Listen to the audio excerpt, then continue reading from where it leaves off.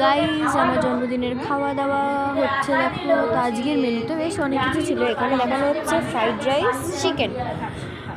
এই যে মা দিচ্ছে, পরিবেশন করছে। দেখো তা খাওয়ার জন্য এই যে তো আমার কাছে হচ্ছে, ইগনোর করো। এই যে মা জিজ্ঞাসা করছে যে কার কি লাগবে।